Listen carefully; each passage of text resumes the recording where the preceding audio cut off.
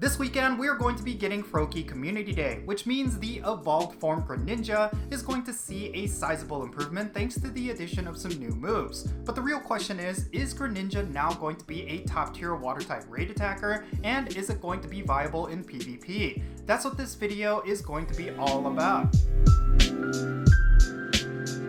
And how's it going, everyone? It's me, it's Jinsula. I hope you're having a good day and welcome to today's Pokemon Go video. Today we're going to be talking about Greninja, more specifically how viable it is going to be in the Go Battle League, as well as whether or not it is going to be a top tier raid attacker after this weekend's Community Day. Froakie Community Day is going to be happening this Sunday between 2 o'clock p.m. and 5 o'clock p.m. local time, and I do think that this Pokemon is definitely going to be relevant in some way. However, it is not necessarily going to be considered top tier. Considering that there's so many water types that are just extremely powerful right now, there's really no room for Greninja to be considered an S tier Pokemon. I mean, maybe in the future if we get Shadow Froakie, that could definitely change things up, but even with the addition of a couple of new moves, it's not necessarily going to elevate it into the top tier status that we've seen with the likes of Swampert as well as Kyogre. But to further understand this, let's go over the details of Greninja after this Community Day. Greninja is a water and dark type Pokemon. It is a pretty unique type combination, and it's really only shared by one other notable Pokemon, which is of course Sharpedo. It has weaknesses to electric, grass, fairy, bug, and fighting type attacks. It has a double resistance to psychic type attacks and regular resistances to dark, fire, ghost, water, ice, and steel type attacks. Of course, because of its typing, it's going to be weather boosted by rainy weather and foggy weather.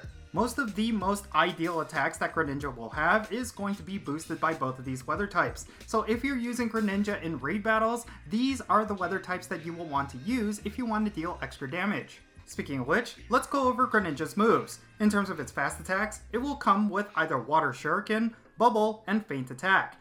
Of course, Water Shuriken is going to be one of the moves that's going to be introduced during this weekend's Froakie Community Day. Something to keep in mind is that Water Shuriken is not going to be a Community Day exclusive move, so you do not need to use an elite fast TM in order to get it. And that's pretty key because Water Shuriken is going to be by far Greninja's best fast attack. It deals a lot of damage and it also generates an insane amount of energy, so you will be able to use your charge moves a lot more frequently. Now in terms of its charge attacks, it can come with Hydro Cannon, Night Slash, Aerial Ace, Hydro Pump, and Surf. Among all of the water type attacks that Greninja can have, Hydro Cannon is by far going to be the absolute best. Now that move is going to require an elite fast TM because it will actually be the Community Day exclusive move. And yes, just like every water starter that ever got a Community Day, it is going to be the absolute best attack on Greninja's move pool. Now, among all the other charge attacks, Night Slash is going to be the obvious choice. Especially if you're going to be using Greninja in PvP, you will want Night Slash to give you some extra damage, and it's also going to give you a good amount of type coverage as well.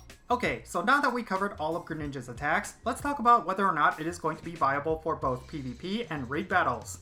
The best way that we can look into this is of course by looking at its base stats. It has a base attack stat of 223, a base defense stat of 152, and a base stamina stat of 176. Unfortunately, these base stats are not looking too great. It does fall behind a lot of water types that are out there in terms of attack damage, and it doesn't have a high enough defense stat to make it viable for PvP.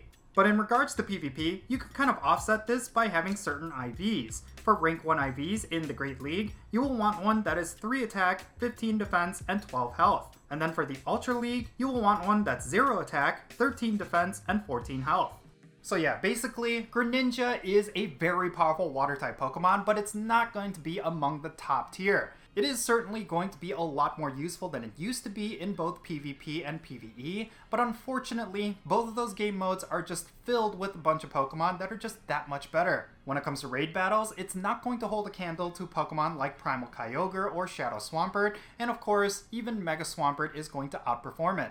Maybe it is a strong contender to be one of the top water types that are not Shadow or non-Mega, but there's still a lot of Pokemon like Kyogre that are going to give it a run for its money. And when it comes to PvP, there's going to be a bunch of other water type Pokemon that are just going to be that much better. When it comes to the Great League and Ultra League, Shadow Swampert and regular Swampert are still going to be a lot better, even though Water Shuriken will generate energy at a faster rate. But I still think a Greninja with Hydro Cannon and Water Shuriken is still going to be viable. So if you are lacking in a lot of good water types, or you do not have the means to power up your best Kyogre, then you can go with a whole bunch of Greninjas and you will still do okay. And the same goes for PvP. There's still a lot of Pokemon that's going to lose really hard against Greninja, so if you don't have yourself a good enough collection for the Go Battle League, then Greninja is still going to be a good choice.